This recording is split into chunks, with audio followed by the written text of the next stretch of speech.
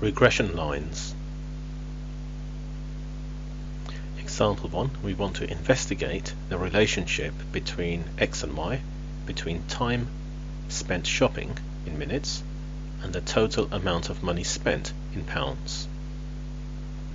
To get the regression line equation, we use menu, option 6, option 2, y equals a plus bx. We enter the data, press the AC key, options,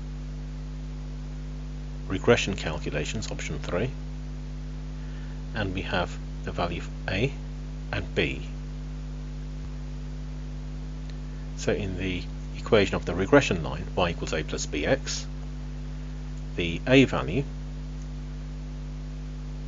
the intercept on the vertical axis, and the B value, the gradient of the line from here, if we substitute them into the equation, we get the equation of the regression line that would fit a scatter graph for this data.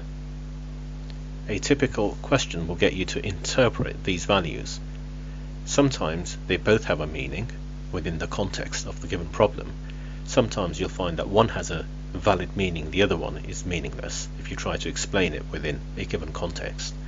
So if we look at B, which is 0.732, it's the gradient of the graph. But if you just say it's the gradient of the regression line, you won't score any marks for that. You need some context. It's the increase in money spent for each additional minute spent shopping, and it's an increase because the value is positive. And then the value of A. So in the equation here, y equals 0.350 when x is 0.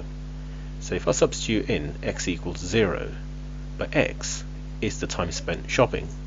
If you've spent no time shopping, how did you spend any money? So it has no given meaning. So if you try and give it a meaning within the context, it doesn't work. So yes, it's the intercept of the regression line on the vertical axis, but that doesn't score you any marks. And to say that it's the amount of money spent when shopping for 0 minutes is a bit meaningless as well. So A doesn't really have a meaning within the given context. So the scatter graph of this data would look something like this. We've got time, which is what we control here.